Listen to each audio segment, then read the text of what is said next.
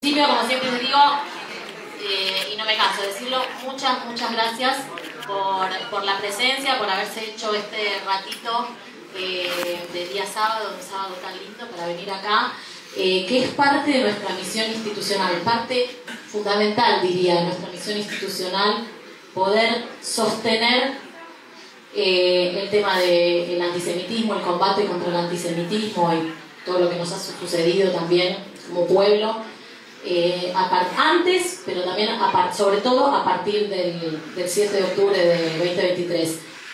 El trabajo de poder sostener este tema en la agenda es de todos, porque nosotros como institución podemos pensar ideas o planificar actividades, pero si después tenemos 4 filas del microcine lleno, tenemos un problema. Así que valoramos, lo pongo a título personal, pero estoy segura que toda la comisión directiva también, valoramos muchísimo tener esta visión desde acá del microcine completamente lleno. Bueno, Dani, yo te quería presentar tipo estrella de Instagram, tipo influencer, que en definitiva también lo sos, pero bueno, vos entraste como Pancho por tu casa, así que te voy a presentar un poquito formalmente. Dani Lehrer es licenciado en Ciencias Políticas, experto en seguridad y terrorismo, periodista, analista internacional y desde muchos años, sobre todo en X, ¿no? Ex Twitter, mantiene una campaña súper activa de combate contra el antisemitismo, pero que obviamente a partir del 7 de octubre viró también hacia otras plataformas, dedica prácticamente todo su tiempo productivo a postear, a estar en redes, ¿no? A mantener la agenda sobre todo este tema, y se dedica y voy a decir una palabra que va a sonar horrible, pero la voy a decir exprofeso, porque después vamos a hablar de eso. Se dedica a operar. Yo sé que la palabra operar tiene muy mala prensa, pero después vamos a profundizar un poquito sobre eso, para poner en agenda lo que los medios deliberadamente deciden ocultar.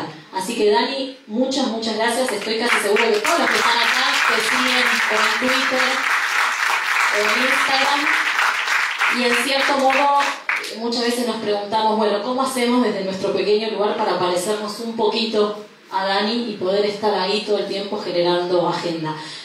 Quiero arrancar contándote una pequeña anécdota que creo que ilustra el perfil de la persona a la que estamos hablando, para preguntarte qué pensás. No sé si ustedes, habrán visto que en los últimos tiempos proliferaron muchísimo los canales de streaming, ¿no? Sobre todo por ahí, la gente de un poco más de edad no los ve tanto, pero hoy la gente, los adolescentes, un poco para abajo, un poco para arriba, la comunicación pasa a través de los canales de streaming. Hay un canal que se llama Blender, que lo pueden encontrar en YouTube, que hace muy poquito tuvo un debate entre Kevin Ariel Levin, que es un académico comunitario bastante conocido, y Periodistán, ese es el nombre que se hace llamar en Twitter, ¿no? Fernando es su nombre de pila, que es un periodista que se dedica a hacer crónicas de viajes, pero basa, digamos, todo lo que tiene que ver con los viajes con Medio Oriente y demás, y tiene una postura, él es judío, lo dijo en el debate, pero bueno, tiene una postura absolutamente antisionista. El debate lo pueden ver en YouTube, fue un debate súper fuerte en donde, por supuesto, Kevin fue armado de argumentos académicos, o como le queremos llamar, nos empeñamos en llamar la verdad, ¿no? La verdad histórica, y realmente le dio a Periodistán una paliza atómica a nivel academia. Y obviamente Periodistán lo que hacía era repetir los eslogans de el genocidio, From the River to the Sea, y todos los que ya sabemos. Cuando Kevin termina de hablar, que le toca contestar a él, el periodista que estaba conduciendo el debate le dice, bueno, Fernando, ¿ahora vas a hablar vos? Y Fernando le dice, sí, ahora le voy a contestar yo, pero primero, ¿me das un mate? Le dice el... Bueno, y ahí se generó como una charla, no importa, después la ven. Cuando termina, yo tengo una conversación con un compañero mío de trabajo y le digo, ¿viste? Kevin la rompió en el debate, le ganó, ¿no? Como esto que pasa en los debates, quién ganó, quién perdió. Estaba muy formado académicamente y el otro se mofaba, se reía. Y mi compañero en el trabajo me dijo, Silvana, estás equivocada. El debate lo ganó Periodistán. ¿Sabes por qué? Porque toma mate y fue al debate con una remera de Malvinas. Y eso a mí me abrió un poco los ojos y dije, ¿a quién le estamos hablando? Porque lo simbólico que implica el tema de tener un mate en la mano e ir a hacer la entrevista con una remera negra que tenía una gran inscripción sobre las Malvinas, implica una posición a la que nosotros no estamos llegando. Digo, nosotros me robo en realidad. ¿Qué pensás vos? ¿A quién le estamos hablando y dónde está la falla para que esa gente no nos escuche? Bueno, primero, ¿se escucha? Sí. Buenas tardes a todos, gracias por la invitación, gracias por venir. Quiero aclarar algo, Periodistán no solo es antisionista, antisemita, sino que es un ultradefensor del régimen islámico de Irán. Él pinta en las redes sociales todo lo bueno que hace el régimen de los ayatolás. Lo aclaro para que se entienda un poco cuál es su ideología, no es solo antisemita. ¿A quién le estamos hablando? Los judíos del mundo nos dormimos una siesta de muchas décadas y le hablamos siempre a la misma gente. Nos quedamos con que la diplomacia y la academia y los libros y las cátedras servían para algo. Y la verdad es que el tiempo cambiaron los paradigmas comunicacionales y no se le habla más a esa gente, o por lo menos no se llega de esa manera. Lo que vos estás contando muy bien es que Periodistán con una remera simbolizando algo y con un mate llegó a la gente que ama al argentino, que quiere recuperar las Malvinas o que se siente más afín con él más que con el discurso. Y eso pasa. Y nosotros claramente hace muchos años que no entendimos que teníamos que virar e ir para otro lado. ¿A quién le hablamos nosotros? Al mismo de siempre. ¿A quién le tenemos que hablar? Nosotros tenemos que ir a la gente que no conoce nada de nuestra causa, que no conoce nada sobre Israel, y lo tenemos que hacer a través de los nuevos medios digitales que existen. Hoy la televisión o los medios tradicionales de comunicación están perdiendo mucho consumo, mucha audiencia. No está ahí la masividad. Nosotros tenemos que entender que tenemos que salir del uno a uno. Mirá, del 7 de octubre para acá hay muchos judíos que han escrito libros sobre el combate al antisemitismo. ¿Está bueno? Está fantástico. Pero ¿saben lo que creo yo? Que es más un tema de ego personal de decir, hice un libro que habla sobre antisemitismo, que una forma real de llegar a las masas. Y mientras nosotros íbamos de uno a uno, nuestros enemigos fueron por las masas. Nuestros enemigos van por estos medios de comunicación, tienen sus Al Jazeera por el mundo, financian con miles de millones de dólares cátedras en Estados Unidos, gobiernos, cátedras en universidades de Estados Unidos, gobiernos, partidos políticos, figuras internacionales que levantan la bandera palestina. Entonces hay que ir a hablar a toda esa gente, a toda la gente que consume la comunicación y la información de otra manera, redes sociales, inteligencia artificial, videojuegos, streaming. Hay que hablarle al que no sabe, a quien no sabe nada de nada. Y la manera no es hablarle catedráticamente, porque más de 7 segundos no te van a prestar atención. Bueno, pero vos siempre decís nuestra mejor defensa es el argumento, ¿no? Más allá del tema de la plataforma y de los diferentes lenguajes que hay que usar, porque cada plataforma requiere o tiene su lenguaje que lo hace propio, ¿dónde vos identificás el punto débil del ciudadano judío de a pie, ¿no? Como se dice, del común? ¿En dónde está el argumento más complejo que no podemos debatir? ¿Qué es lo que menos sabemos? ¿Dónde nos encuentran el talón de Aquiles? Es cierto que la mejor herramienta que vos tenés cuando el ataque es absolutamente irracional, te acusan de cualquier cosa de la que uno sabe que no es la verdad. Pero la verdad es explicada breve, corta, en un video de 30 segundos, en un tweet de 280 caracteres. Y cuando vos ves eso, sabés que a mí en las redes sociales mucha gente me escribe por el privado y me manda posteos antisemitas y me dice, ¿podés contestarle vos? ¿Podés decirle vos o qué le digo a esta persona? Mirá lo que dice, me ponen. Yo sé que las personas que me lo mandó no tienen la menor idea de cómo contestarle. Pero además de esto, yo además de hacer charlas como esta, doy seminarios y vienen muchos jóvenes y me doy cuenta que los jóvenes no tienen la menor idea de nuestra verdad, de nuestra historia, de nuestra realidad.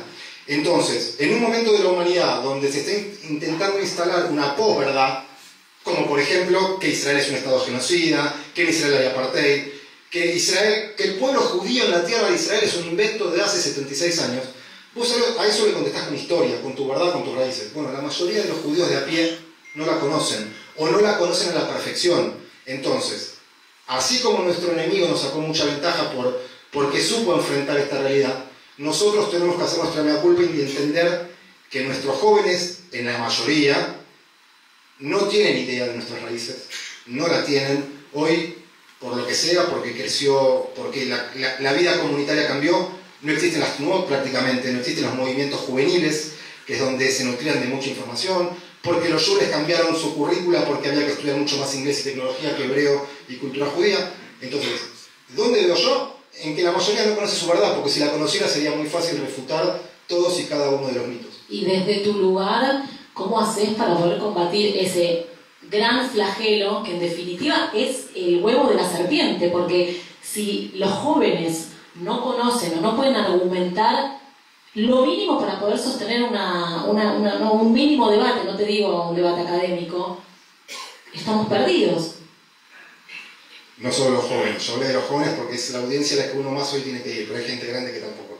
De vuelta, por un lado con seminarios y con charlas para que los chicos aprendan, por otro lado tratando de viralizar un tema que no se viraliza, y por otro lado toda esta campaña de antisemitismo que estamos viendo, que después vamos a hablar, que no fue espontánea. Toda esta campaña de antisemitismo está plagada de desinformación. No es solo antisemitismo, sino que es desinformación. Abro paréntesis, por las dudas, por si alguien no lo logra entender. Hablar de antisemitismo o hablar de antisionismo es exactamente lo mismo, porque el antisemitismo moderno se descarga sobre el Estado de Israel. Así que ser antisionista es ser antisemita. Entonces, lo que yo trato de hacer es mostrar primero todo lo que los medios ocultan, adrede o porque no es noticia. Y no lo hago desde ahora, lo hago hace como 10 o 12 años. Entonces, yo trato de minuto a minuto mostrar una realidad que los medios buscan ocultar para contrarrestar la propaganda en nuestra contra. Busco enseñarle a los jóvenes para que tengan las herramientas básicas de defensa. Ahora, creo que eso lo debe hacer la comunidad judía como tal en sus instituciones, sobre todo las educativas. Yo lo hago desde un humilde lugar, en todo mi tiempo productivo, y aclaro el no productivo, porque está por ahí mi mujer, seguro me va a decir que el no productivo también. Perdón, quería decir algo que no lo dije antes y es importante.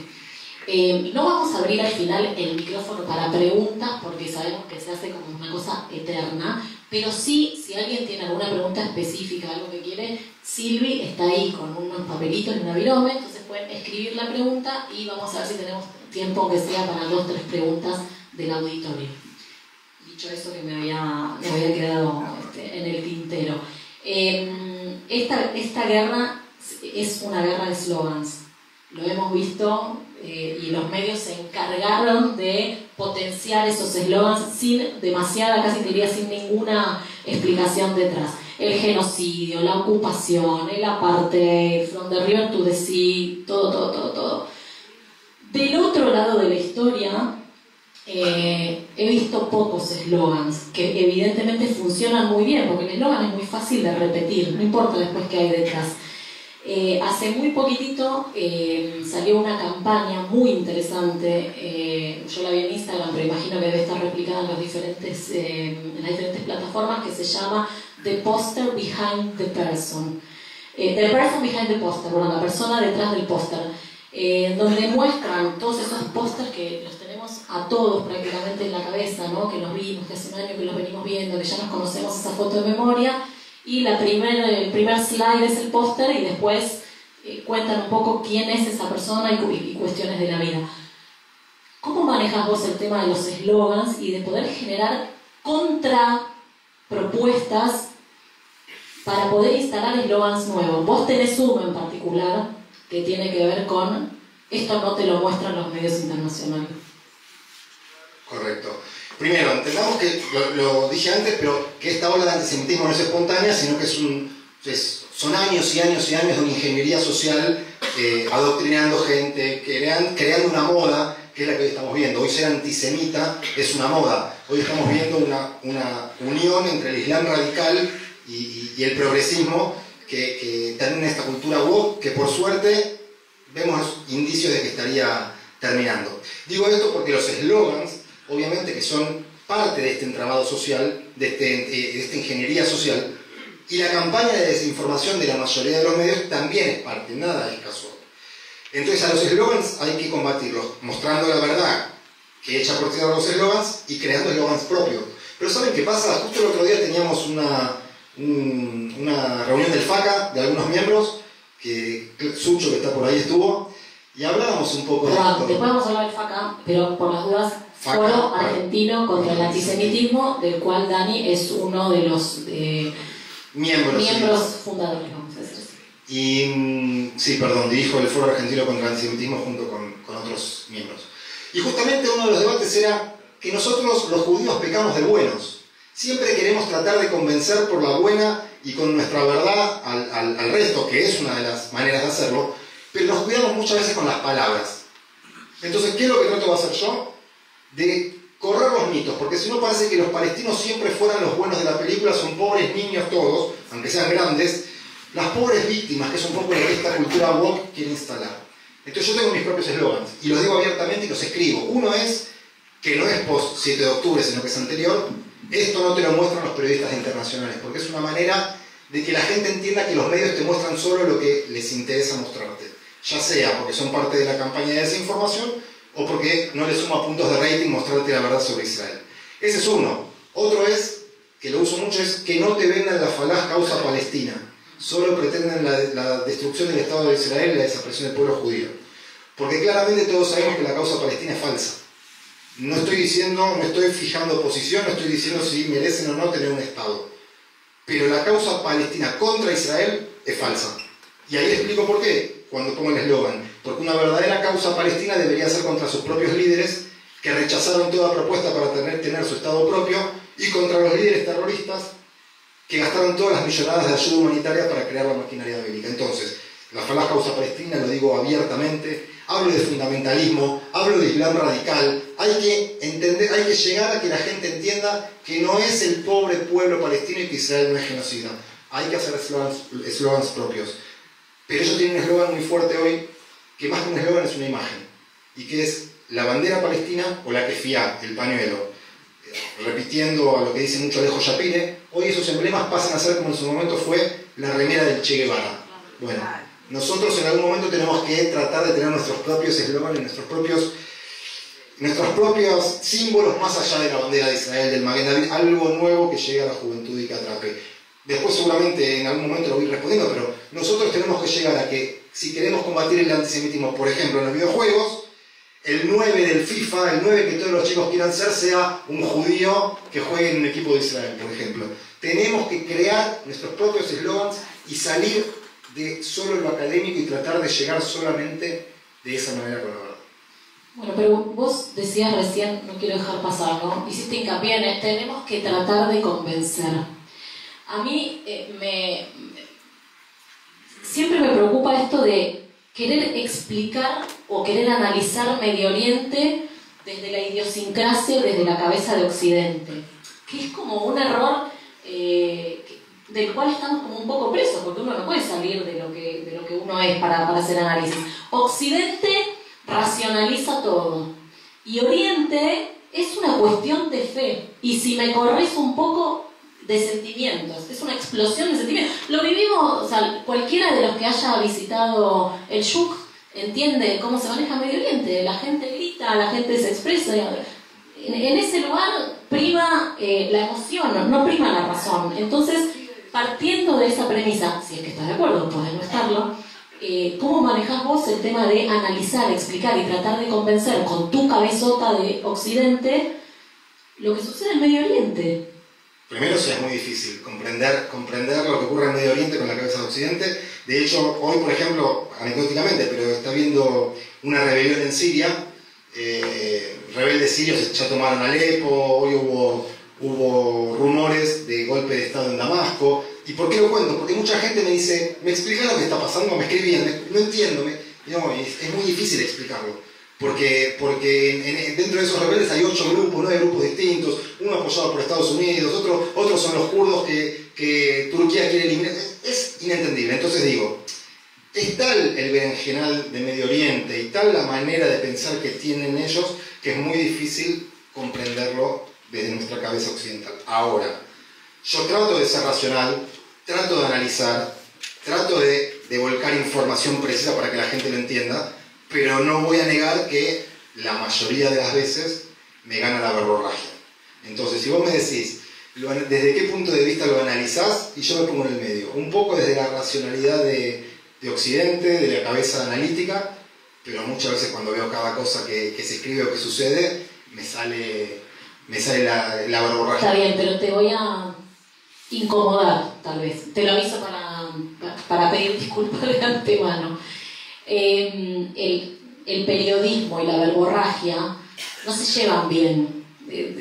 En lengua sería un oxímoron, ¿no? Como que no se puede ser periodista y verborrágico, porque se supone que o sos verborrágico o analizás. Y vos obviamente tenés un ritmo de publicación muy en tiempo real, que entiendo que seguramente mucho de eso tiene que ver con la verborragia del momento. Entonces te pregunto desde tu costado periodístico y analítico, ¿qué pasa en el tiempo en el que te enterás eso, que te genera esa verborragia y esa necesidad de publicar para que las mentiras no sigan creciendo, y la parte del chequeo de la información para no mandarte una... Bien, clarísimo. Una cagada. Así se ríen. Primero, más allá de que no sea compatible la verborragia con el periodismo, yo ahí abro un paréntesis. No es compatible con el periodismo anterior. Con el periodismo que piensa lo que va a decir y no siempre dice lo que debe decir. Yo no opino igual. Para mí hoy el periodismo, ya sea a través de los medios tradicionales o a través de toda esta nueva cadena de medios, dejó de ser tan racional. Uno hablaba de lo de Blender.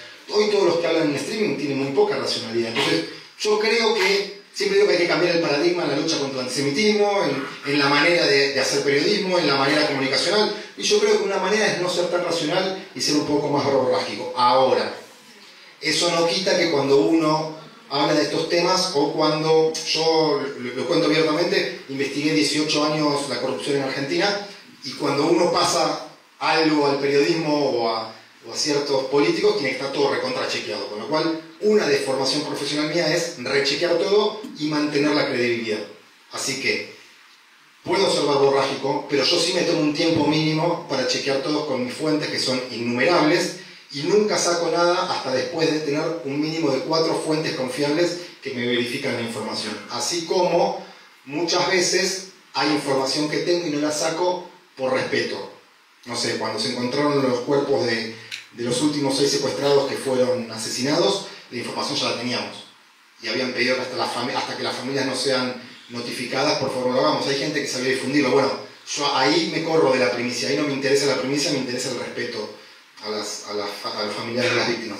Pero si todo lo hago rechequeado, por ahí soy muy verborrágico en la opinión, más que en la información, en cruzar errores de opinión o en salir a contradecir a gente importante que tiene micrófono, que tiene pantalla y que es necesario en el momento notar que están equivocados. ¿Te valió muchas cerradas de puertas esa verborragia y esa actividad tan permanente? Sí. En las redes. Sí, pero más que nada a nivel comunitario. Pero lo dejaremos para después si surgen las preguntas. Sí, porque así como soy verborrágico para contar lo que sucede en Israel y para defender al pueblo judío, hago lo mismo con la comunidad judía en Argentina. Y mientras muchos me dicen lo que ocurre en la comunidad judía tiene que quedar dentro de la comunidad judía, yo digo no, porque así nos manejamos y así llegamos al día de hoy, donde la lucha contra el antisemitismo en Argentina es muy mala, donde, lo voy a decir abiertamente, donde muchos de nuestros dirigentes de las instituciones centrales priorizan intereses personales por sobre los comunitarios. Y cuando los tengo que salir a cruzar, los cruzo, y eso sí me ha cerrado puertas. Después voy a entrar un poquito, cuando hablemos de FACA, voy a entrar un poquito, me voy a adentrar un poquito más en ese aspecto. Recién cuando te presentaba te dije que absolutamente intencional te llamé operador, y que generalmente la palabra operador suele estar asociada a gente turbia, ¿no? a movimientos espurios y por detrás. Pero bueno, tenés esa particularidad de que a todo le pones tu nombre y tu apellido, ¿no? Eso también hay que... todo tiene tu firma al pie. ¿Qué es ser un operador y qué es ser un operador en redes sociales, y si tiene para vos ese estigma o no? En realidad, cuando yo digo que soy operador, que lo digo abiertamente, por eso no me molesta, y para mí no es algo malo, porque repito que estamos en medio de una campaña absoluta de desinformación, con lo cual operar para instalar nuestros temas que otros buscan ocultar, para mí no está mal, para mí es bueno ser operador, lo digo con orgullo, que opero en los medios y en las redes. Pero para mí no es otra cosa que instalar temas que la mayoría de los medios tradicionales o las redes sociales no quieren que se cuenten. Entonces, yo instalo temas, y no solo yo hago lo que ustedes ven, que es tuitear, subir a Instagram, sino que yo paralelamente lo llevo a los medios de comunicación. Por el trabajo anterior que yo conté recién que hice, yo tengo mucho contacto con la gran mayoría del arco periodístico, de productores de medios, con políticos. Entonces yo trato de instalar los temas pro-Israel y pro-comunidad judía en ámbitos del periodismo, en ámbitos políticos, que generalmente empiezan con un tuit mío. Muchas veces cuando yo le pego a alguien, 2 horas después sale la DAIA. Bueno, si yo probablemente no hubiera levantado lo que ocurrió, algunas instituciones y otros preferirían no contestar. Entonces yo muchas veces obligo con mis posteos a que el tema se toque y a que la gente de las instituciones tenga que salir abiertamente. Puntualmente en la prensa, hace muchos años que yo notaba que, por eso el eslogan, esto no te lo muestran los periodistas internacionales, que los temas sobre Israel eran muy maltratados, que se informaba cuando Israel respondía a un ataque y no cuando el ataque inicial había ocurrido. Entonces yo empecé en ese momento a aprovechar mi llegada a toda esta gente, y más de una vez yo les podría mostrar mi teléfono y mostrarle lo que un periodista está diciendo al aire en ese momento, y era textual lo que yo les había pasado. Bueno, el día de hoy, Feynman, la gente de Johnny Viale y otros tantos, todas las mañanas me llaman para pedirme si puedo salir yo en la tele, o si, a quién le mando, y un día va Bill Maher y otro día van periodistas. Pero ¿cuál es la recepción en los medios cuando vos salís a instalar esos temas? O sea, ¿hay una apertura o la línea editorial siempre gana? Hay una apertura, no siempre, no en el 100% de los casos me dan bola, y el tema tiene que ser relevante como para que lo levanten. A ver, no voy a, con un tema menor, probablemente a lo sumo me den un retweet, que es mucho, porque en el mundo de las redes sociales que un periodista o un político te dé difusión vale mucho. Pero, te repito, La Nación Más, TN, son habituales los llamados todas las mañanas para ver qué periodista podemos sacar desde Israel. Y usted me dice, ¿qué tiene eso de operar? Y que antes que salga Periodistán a hablar en La Nación Más, mejor que salga Gabriel Ventagal, que salga Siva Gobrin o cualquier periodista que yo mando desde allá. Por eso sí, yo lo digo abiertamente y orgulloso, opero la causa. ¿Te tomás el tiempo para responder comentarios? ¿Qué te pasa con los comentarios? Porque es una catarata que te debe chupar una energía, te debe dejar, ¿no? Porque Sí. la impunidad, el anonimato hace que la gente diga cosas que de ninguna manera se atrevería a decir en ningún otro marco, ni que hablar ni que hablar. Intento contestar todo, también contesto los mensajes privados, que la mayoría de la gente de la comunidad me manda por Instagram más que por Twitter. Intento, muchas veces, perdón si alguno pasa, pero son miles por día. Contesto todos, no todos, intento contestar todos los posteos que requieren ser respondidos, por 2 cosas. Primero, porque si pretenden instalar una mentira y tienen muchos seguidores sobre un posteo mío, yo debo contrarrestar eso. Pero segundo, hoy las redes sociales tienen un poder de viralización tremendo. Yo tengo seguidores de toda Latinoamérica, de Estados Unidos, de España. A veces, esto lo digo fuera de todo ego, a veces hago un tweet sobre algo puntual que pasó en Israel y me llega una alerta que un medio ruso, que no entiendo lo que dice, porque no entiendo las letras rusas, levantó un tweet mío con una noticia. Entonces digo, hoy el alcance de las redes sociales es casi infinito. Entonces, muchas veces me dicen, pero ¿para qué le respondes a alguien que tiene 2 o 3 seguidores? ¿Sabes por qué le respondo? O que te insulta. Justamente porque es una parte de la forma en que yo hago mi trabajo. Yo a quien me insulta le contesto con argumentos, porque mi contestación no la ve solamente quien me insultó, la ven millones de personas a través de un posteo. Así funcionan las redes sociales. Yo hoy estoy acá hablando con, no sé, 200 personas. Imagínense si las 200 personas ven mi comentario y lo retuitean, esto es exponencial. Entonces me tomo el trabajo de contestar la gran mayoría. Recibo muchos insultos, muchísimos. Me encanta. No, pero de verdad me gusta. Al principio no. Al principio lo tomaba como algo personal y me molestaba. Hoy lo tomo bien porque quiere decir que estoy molestando. Que estoy molestando contando la verdad y además que me sirve para exponer que no tienen argumentos. Un solo insulto me molesta, uno solo, y lo digo siempre, lo vuelvo a repetir y no es hacia mí. Yo por un tema de homenaje subo intento subir, probablemente alguna se me pase, la foto de cada soldado caído. Cada vez que un soldado cae en combate, yo subo la foto. El único insulto, y lo hago en homenaje a chicos de 19, 20, 21 años, o más grandes también, que están dando la vida por la existencia de Israel y del pueblo judío. Cuando ahí me contestan un sionazi menos, un mataniño menos, ese me molesta porque no es personalmente contra mí ni contra lo que hago, sino que es contra alguien que acaba de dejar su vida en la pelea. Al resto trato de contestarle siempre con altura. Algunos salen a insultarlos de parte en defensa mía, no es que lo mando yo. Vos recién, quiero hacerte una pregunta bastante pragmática, porque recién estabas contando un poco y dijiste lo que yo hago en mi trabajo. Porque esto, además de ser una causa en la cual vos militás, también es un trabajo, porque te requiere, como decíamos recién, ¿no? Todo tu tiempo productivo e improductivo también. Siempre productivo, siempre productivo. Entonces, la pregunta pragmática es, ¿cómo es tu día de agenda, no? ¿Cómo te levantás y decís, bueno, hoy voy a hacer sobre esto, voy viendo sobre la marcha, dejo que fluya? ¿Cómo? Digo porque también nos puede nutrir a nosotros, que con nuestras redes sociales tenemos ahí como un universo a la mano y no sabemos muy bien por dónde empezar, o simplemente elegimos hacer un posteo por día para no dejar de ser parte. Yo intento tener alguna idea de cómo va a ser mi día y trato de tener alguna especie de agenda hacia dónde voy a ir comunicacionalmente.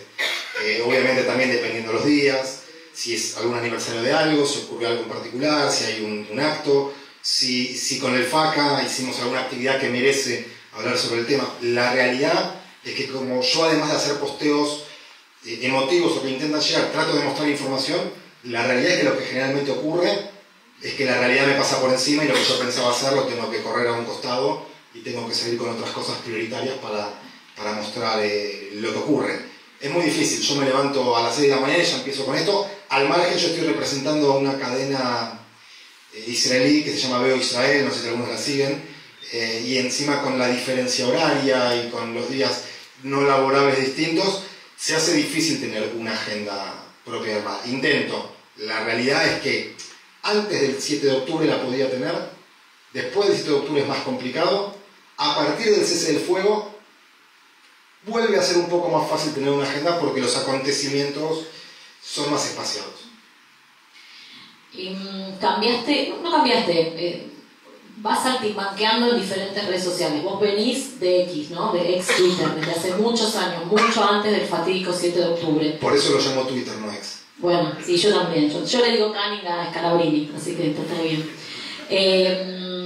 Pero bueno, ¿qué te pasó con Instagram? Porque vos tenías fotos personales en Instagram, usabas el Instagram para la joda, y de repente viste ahí un nicho de una llegada, ¿no? Porque Twitter obviamente es una plataforma política, ya lo sabemos. Sí.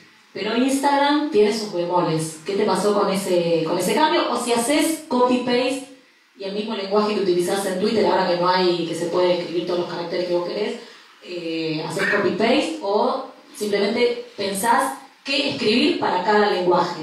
Podés escribirte lo que quieras y pagás, si no tenés 280. No soy usuaria de Twitter. Muchas veces copio por un tema de rapidez y desinformación pura. Pero si no, claramente hay que adaptar el lenguaje a cada plataforma. De hecho, Instagram y Facebook te voltean la mitad de los posteos. Entre las denuncias y las posibles imágenes y el lenguaje, y hay que escribir todo con asteriscos para que los sistemas no detecten que estás escribiendo jamás, etcétera, etcétera. Ahora, vuelvo al inicio de la pregunta. Yo vengo del mundo Twitter porque lo que hacía meritaba tener Twitter, porque Twitter es el motor informativo del mundo. Las 2 primeras semanas del post 7 de octubre, mis tweets tuvieron, tanto la primera como la segunda, 50 millones de visualizaciones.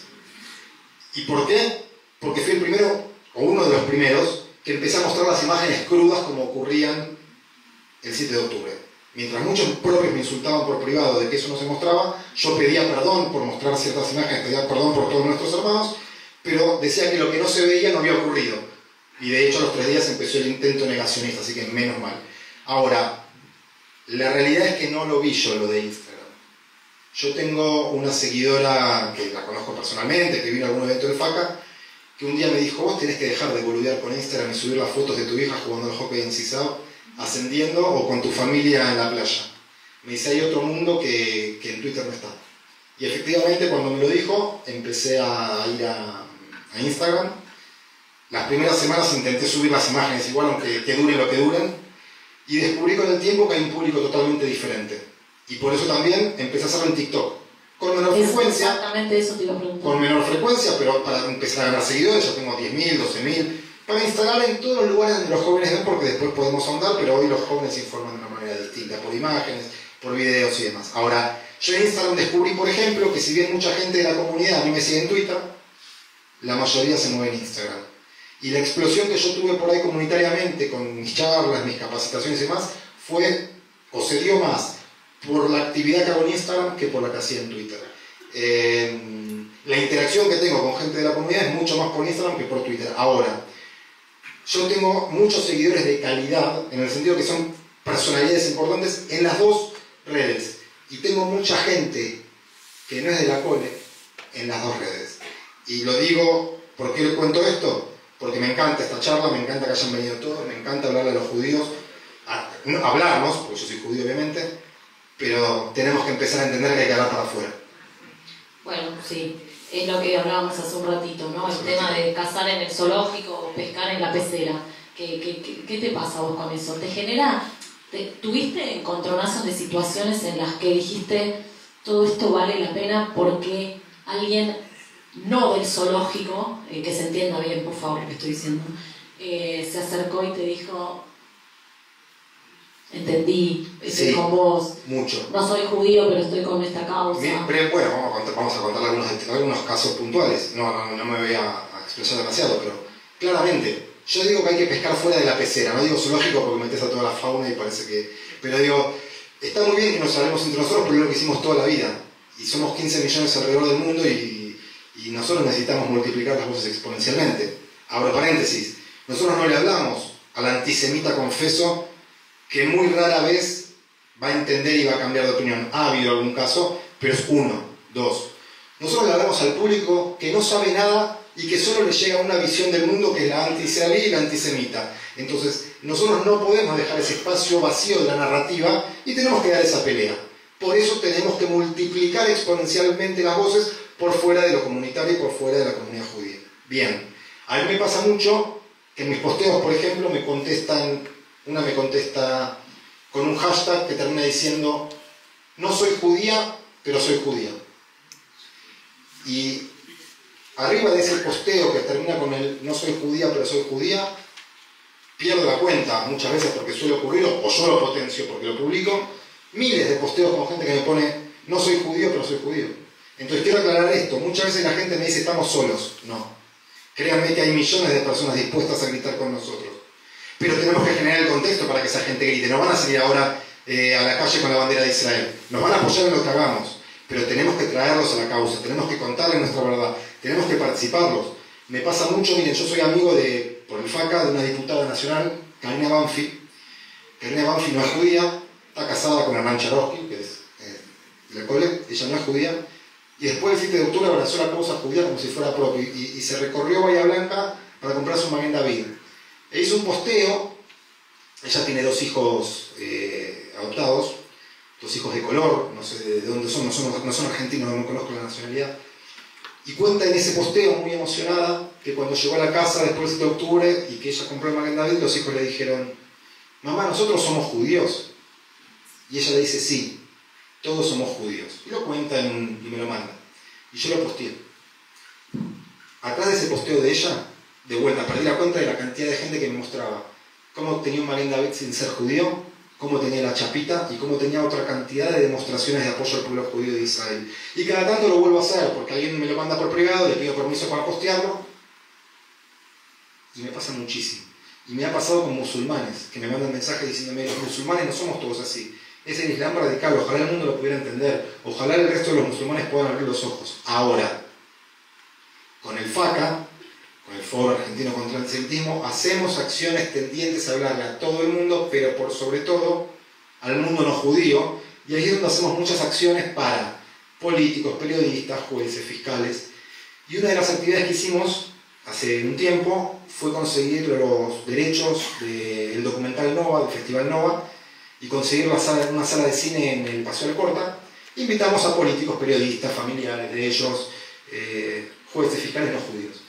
El documental termina con una frase, la última parte del documental es un israelí que se acerca a un arbusto donde hay otros israelíes escondidos y les dice, salgan, soy de ustedes. Termina el documental. La gente se va en silencio. Puedo nombrarles a Marielle Fitzpatrick, la periodista que no es judía, pero que su hijo, su hija va y abrazó la causa. Puedo contarle a su marido.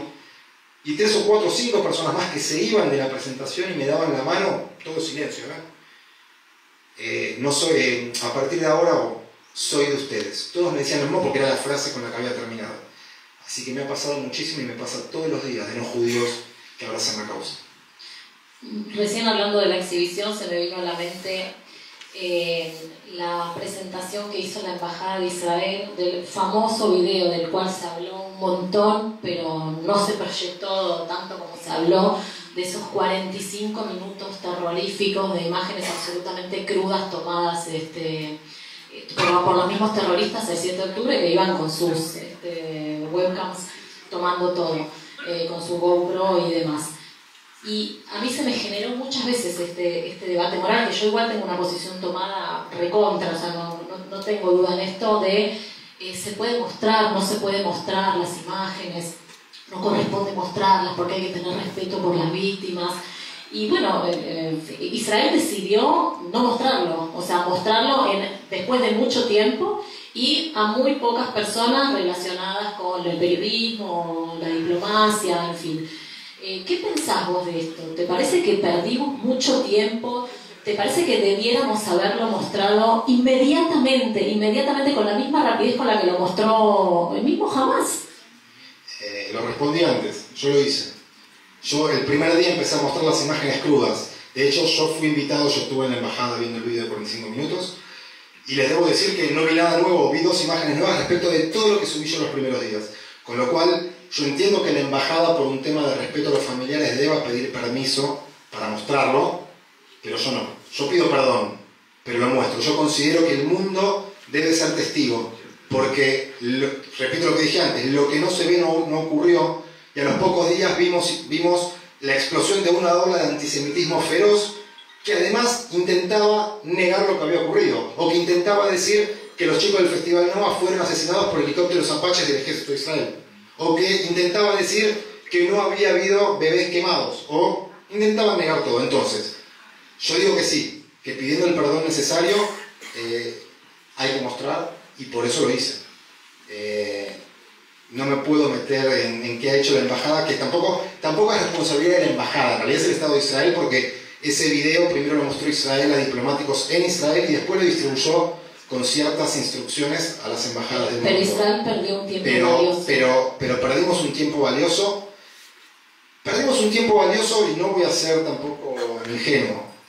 Aunque lo hubiéramos mostrado, que para mí sí hay que mostrarlo y por eso lo hice, la compasión con Israel y con el pueblo judío duró pocos días.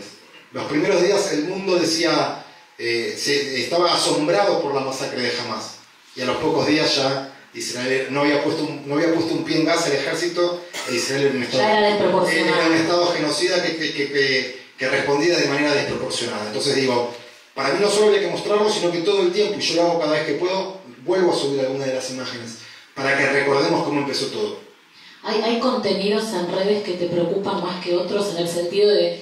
Hay contenidos que vos crees que son absolutamente coyunturales y que se van a caer por su propio no peso, ¿no? Y hay otros que te preocupan porque sentís que están más arraigados? Sí, hay muchos que están arraigados, pero más que con las redes sociales tiene que ver con esta moda. A mí me duele, hay mucha desinformación en las redes también, y hay mucho material, muchos posteos que tienen que ver con muertos, con chicos quemados, con lo que nosotros llamamos Pallywood. Pallywood es el Hollywood palestino. Yo no estoy diciendo que no hay víctimas civiles, no estoy diciendo que no hay chicos muertos, porque en una guerra lamentablemente todo sucede. El ejército de Israel es el ejército más moral del mundo, debe ser el único ejército que avisa, panfletea, hace miles de llamados telefónicos antes de atacar. Pero los terroristas usan a los propios como escudos humanos, con lo cual no soy ingenuo que hay vidas en el medio. Pero lo que yo noto antes del 7 de octubre, si querés, para diferenciarlo, es que hay una campaña en redes muy difícil de desmantelar, que es cuando suben imágenes falsas, por ejemplo, suben chicos mutilados, muertos, que cuando vos buscas la información real son de la guerra siria de hace 10 años, ¿sí? O te suben videos. Había un usuario de Twitter que se llamaba Hoy Palestina, con muchísimos seguidores a nivel mundial, y ahí está el problema, que te subía un intento de atentado en un puesto militar, y que en lugar de mostrar el atentado decía un joven palestino acribillado por la fuerza, por el ejército israelí, por el ejército sionista de ocupación. Y cuando veías el video completo veías como ese pobre joven palestino acababa de intentar acuchillar a 3 soldados, ¿no? Entonces uno muestra la verdad, pero a veces no es proporcional, porque luchamos contra un monstruo muy grande, y hablo de lo comunicacional y de la desinformación. Entonces hay un contenido ficticio y de mentira que me preocupa, porque es muy difícil de luchar contra ellos si no lo haces todos los días, y porque las redes sociales en particular no castigan. Así como te digo que a mí me bajan cualquier posteo de Instagram, me pueden insultar, porque no se imaginan los insultos que recibo de privado, que cuando los denuncian te dicen que no han cometido ninguna irregularidad. Y ni hablar en Twitter, los que tienen Twitter saben que podemos denunciar 3 días seguidos las peores barbaridades que suben, y no hay manera de que suspendan. Sí, hay mucho. Quiero meterme un poquito en FACA, ¿no? En el Foro Argentino contra el Antisemitismo. Sin anestesia te quiero preguntar, ¿te decepcionaron las instituciones centrales de la comunidad judía? ¿Por qué nace FACA? Dije Chan. Los que me siguen saben lo que opino. Sí, me decepcionaron. Pero no me decepcionaron ahora, me vienen decepcionando desde antes. Me vienen decepcionando desde que la DAIA hace muchos años quiso levantar la querella de la causa AMIA por intereses políticos, y entonces dejando de defender los intereses comunitarios. Así que yo hace muchos años que le perdí el respeto a las instituciones centrales cuando hacen más política que defensa comunitaria. Número 1. Número 2. Estamos ante la peor ola de antisemitismo que hemos sufrido desde la creación del Estado de Israel, y yo noto que las entidades centrales de la comunidad judía brillan por su ausencia. 3. Después del 7 de octubre... Espera, ¿qué te gustaría que hagan? Ahora ahondo, pero 3. La mayoría de la dirigencia, hablo de las instituciones centrales. Después cada una que haga lo que quiera. Pero después del 7 de octubre he visto muchos viajes de los dinosaurios dirigentes comunitarios. Y perdón, yo, si me preguntan, hablo. Así que ahora, esté quien esté, que escuche. Muchos viajes a Israel para sentirse bien, bancados seguramente por las instituciones, y que van los dinosaurios de siempre a sacarse fotos diciendo que estuvieron en Israel, cuando más lógico hubiera sido mandar a gente con influencia que pueda mostrar al mundo lo que había pasado. Entonces, vuelvo a decir que generalmente ponen los intereses propios de quienes la dirigen por sobre los comunitarios. ¿Qué debería hacer la DAIA? La DAIA o las instituciones centrales. Por ejemplo, cambiar el paradigma de la lucha contra el antisemitismo. Generalmente, las instituciones, organismos internacionales me refiero no como organismos públicos, sino por ejemplo la ADN, la Liga Antidifamación, que luchan contra el antisemitismo, lo que ha pasado ahora demostraron que vienen trabajando muy mal. Me están grabando, así que no digo lo que voy a decir, si no lo diría. Están trabajando muy mal. Así que soy muy crítico de eso. En ese contexto, en el contexto de que notamos que había un espacio de narrativa que no se estaba usando en nuestra defensa, es que se crea el FACA.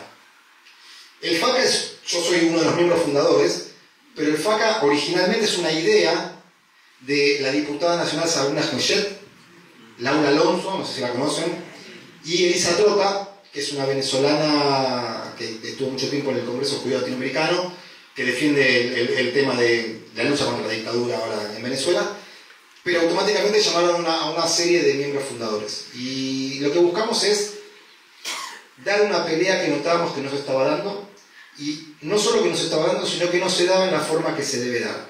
Nosotros tenemos que entender que el paradigma de la lucha contra el antisemitismo cambió. El antisemitismo nos lleva miles de años de ventaja, y lo que vimos en las universidades de Estados Unidos y lo que vemos en Europa nos demostraron que en las últimas décadas nos sacaron más ventaja. Mientras, ¿cuál es la lucha que damos nosotros? Nos sacamos fotos con un embajador. La diplomacia. La diplomacia. Y la diplomacia es parte, porque tenés que garantizar la seguridad de tu pueblo, pero la diplomacia hoy es un 1% de la lucha contra el antisemitismo. Y nuestras instituciones no fueron capaces de ver ese cambio. Doy un ejemplo más, y lo digo abiertamente porque lo posteo. Entonces, la DAIA hace poco acaba de premiar a periodistas por su lucha contra el antisemitismo. ¿A qué periodistas? a los que levantan lo que mostramos nosotros en las redes, y no pretendo que me premien a mí porque yo estoy peleado con esta Dalia, no me iban a premiar. Pero hay muchos más que como yo ponen la cara, pelean día a día y nutren a los medios de la información para que se sepa.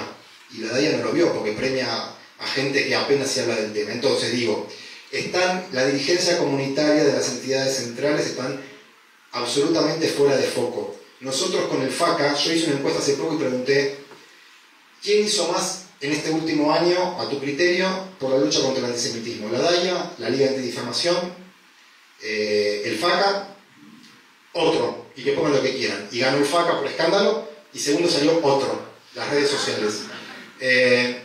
Entonces, digo, ahí se crea el FACA. Y con el FACA hicimos una serie de acciones que no requieren mucho dinero, ni que no requieren mucha movilización. Los judíos no movilizamos. No movilizamos. Yo estoy viajando mucho a Uruguay, estoy dando charlas en Uruguay, estoy dirigiendo una especie de FACA en Uruguay. Y los primeros días me decían, no, tenemos que salir a la calle y movilizar y movilizar. Los judíos no movilizamos. Movilizamos para el aniversario del 7 de octubre, puntualmente para eso.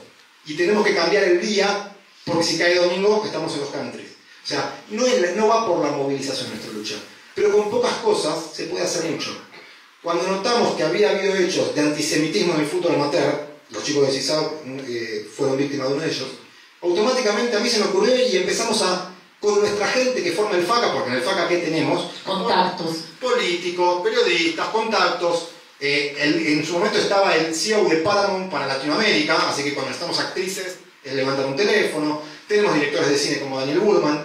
Entonces, solo es ideas, porque el FACA no tiene dinero. Entonces, así por ejemplo, pintamos, no sé si vieron Estado de Israel y Palestina para el Día de la Mujer de rosa, y pusimos los nombres de las secuestradas, y lo hicimos un día antes del Día de la Mujer para que se viralizó por el mundo.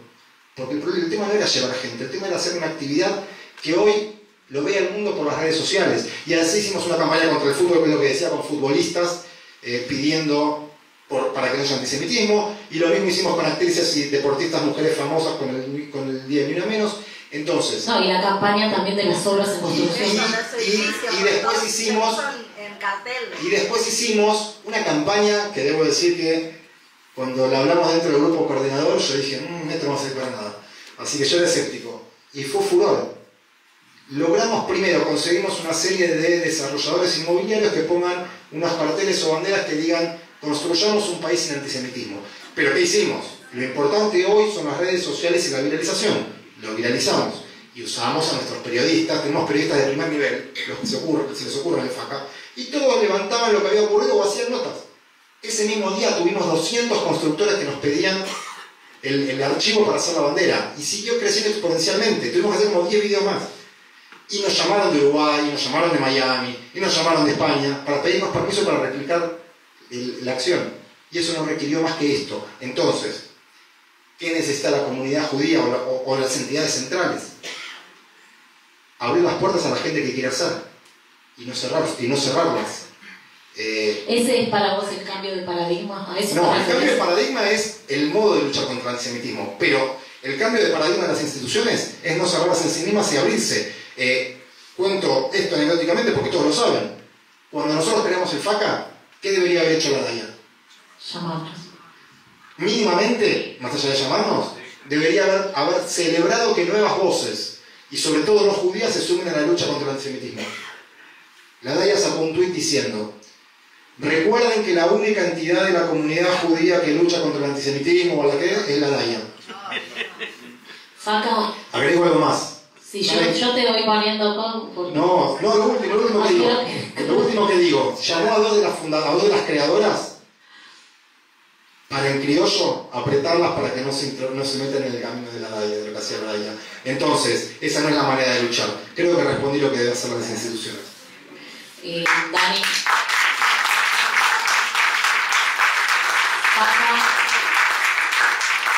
FACA nace como un foro reactivo, ¿sí? O sea, causa-consecuencia.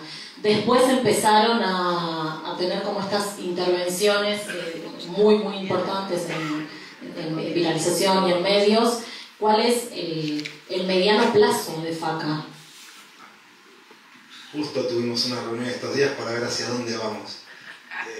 Y no puedo contar demasiado lo que vamos a hacer, pero estamos intentando ir al mundo que yo les contaba un poco, al mundo de los videojuegos, al mundo de llegar a través de otras plataformas a los jóvenes del mundo, aunque el FACA sea argentino, pero estamos pensando, a raíz de que yo estoy con la gente de Uruguay, viendo de que crezca un poco hacia Latinoamérica y de generar algo más, más genérico de lucha contra el antisemitismo.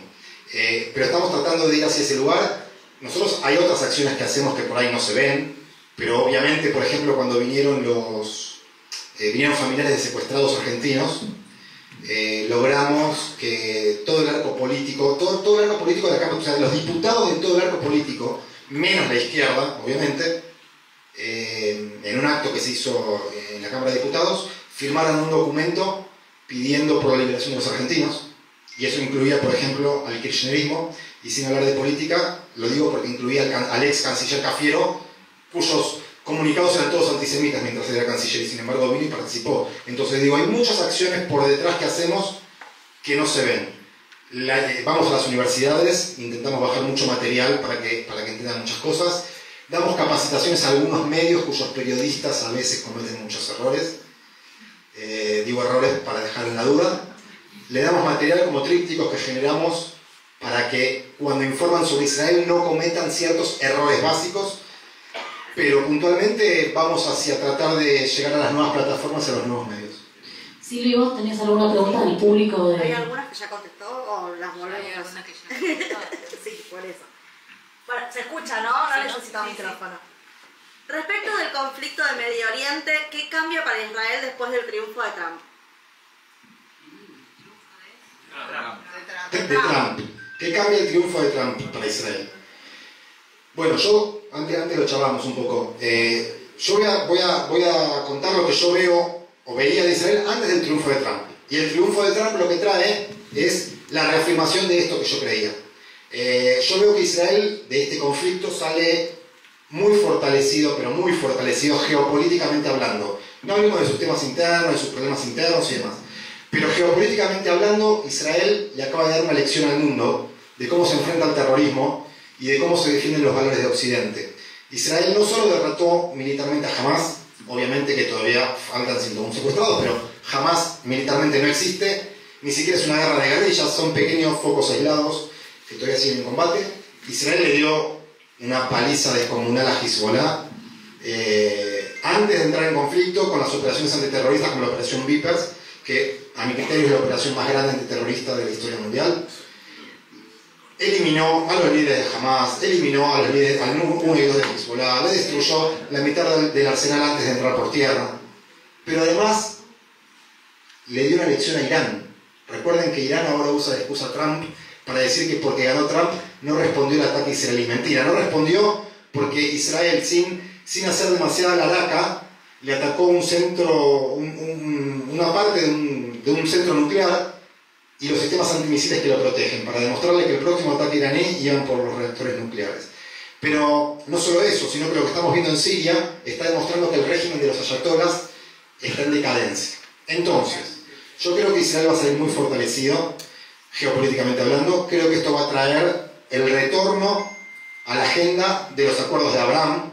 Los acuerdos de Abraham son los acuerdos por los cuales Israel empezaba a normalizar relaciones con países árabes, cuyo impulsor fue Donald Trump, y creo que en definitiva Israel va a terminar normalizando relaciones con Arabia Saudita, que es lo que el 7 de octubre vino a echar por tierra, porque si Israel logra eso, la causa palestina no existe, porque sepan que para los árabes los palestinos no existen, sepan que los árabes, los que no son radicales como los iraníes, como el régimen iraní, no quieren saber más de la lucha contra Israel, quieren ir al nuevo mundo, quieren ir a negociar, quieren terminar con esto.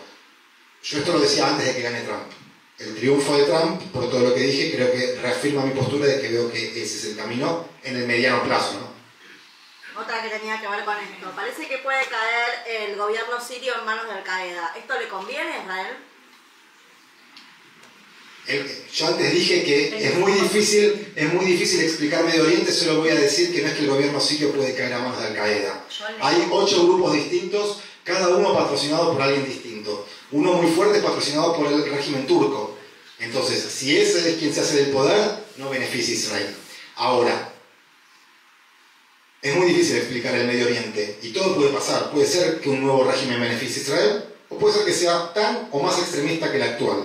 Lo que hoy beneficia a Israel es que se están matando entre ellos.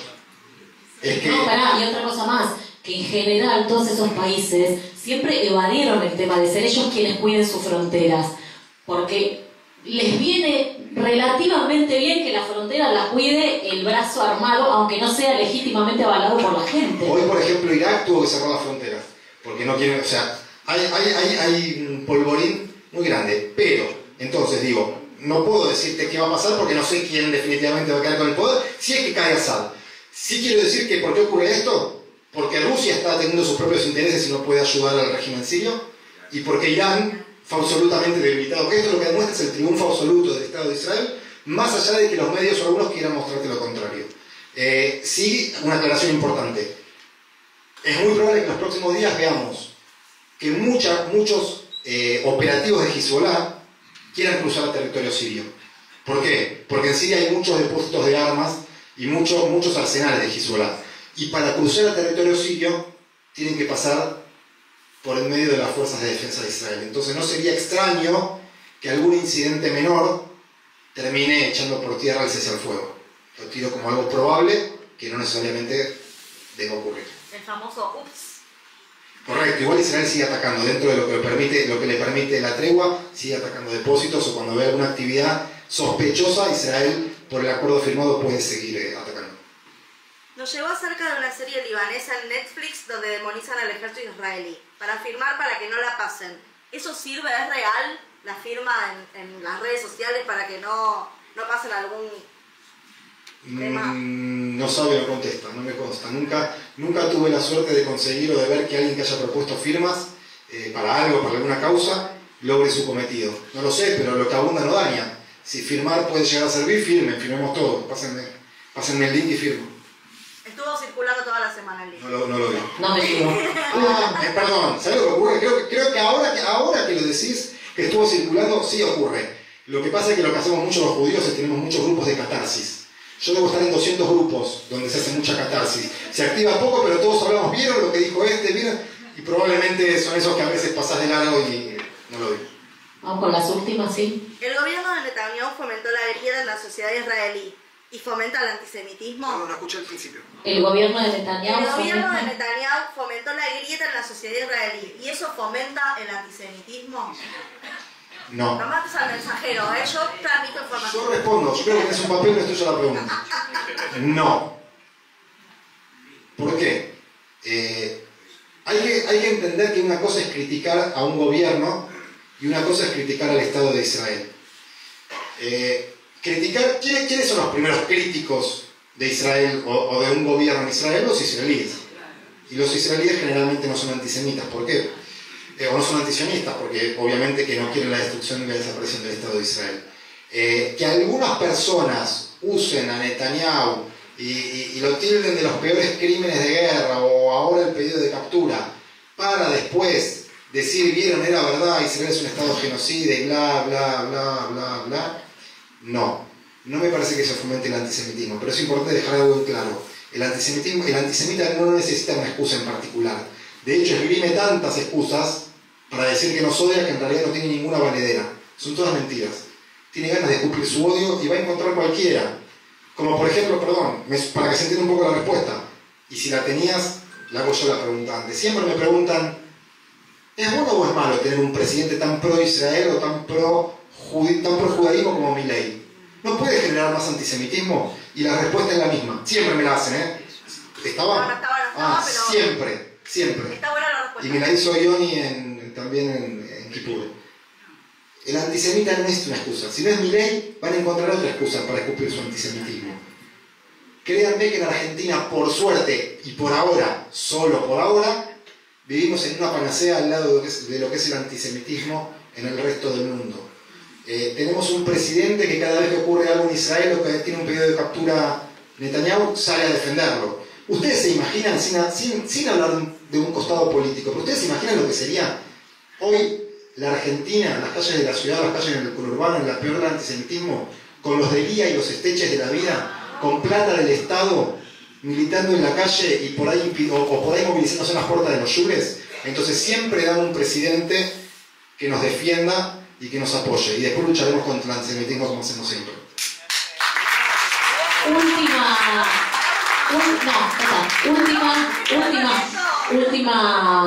Última pregunta, Dani. Estuvimos hablando toda la noche de los eslogans, ¿sí? Hay uno particularmente que para mí tiene mucha fuerza, una frase, no sé, llámale como quieras, que tiene mucha fuerza, y me pregunto si no sería bueno profundizar en ese eslogan y tomarlo como bandera para empezar a potenciar la causa contra el antisemitismo, y es que Israel es la trinchera de Occidente. Explícalo, contalo, ¿cómo lo ves? Entendamos que este movimiento radical que han creado, el Islam radical con el progresismo, que se escuda detrás de una bandera supuestamente de defender a los históricamente discriminados, es solo una bandera, no defiende nada, y en realidad es un movimiento radical, ¿no? Y ese movimiento radical empezó por los judíos, empezó con el antisemitismo. Pero lo que empieza por los judíos no termina por los judíos. Claramente que van por Occidente. Muchos lo entienden, muchos no. Pero sí noto que lo que al principio muchos entendían de que Israel es esa primera barrera de contención contra los que van por Occidente, los que van por nuestras libertades, hoy noto que con el correr del tiempo volvió a ser solamente la causa judía. Entonces, es probable que sea un eslogan a profundizar, pero yo noto que no pegó. Yo noto que al principio sí y después fue más difícil que la gente logre entenderlo. Por ahí se nota un poco más cuando empiezan a aparecer como las cosas como el pogrom en Ámsterdam, donde si bien fue contra judíos, en los días subsiguientes, cuando ya no estaban los hinchas de Maccabi Tel Aviv, siguieron. O cuando en París vemos ciertas manifestaciones. Creo que tiene un potencial, creo que deberíamos trabajarlo, pero de una manera... los campus de las universidades. Obviamente, pero de una manera muy fuerte, porque en el primer intento que se hizo, no, la verdad es que no impactó. Es la realidad. Muchos lo compraron, pero masivamente no pegó. Dani, muchas gracias por dedicarnos este rato largo, por ayudarnos a pensar de que cada uno de nosotros tome su pedacito de red social para ser soldados de esta guerra mediática. Tengo un regalito para vos que creo que está acá. Pero mientras, muchas gracias a todos, y lo que dijo es esencial. Hoy la lucha la damos cada uno de nosotros. Hoy nosotros tenemos un micrófono o una cámara, que son nuestras redes sociales, que son nuestras reuniones, que son nuestros amigos. Multipliquemos las voces sin miedo. No es un momento para cobardes, es un momento donde está en juego nuestra propia existencia.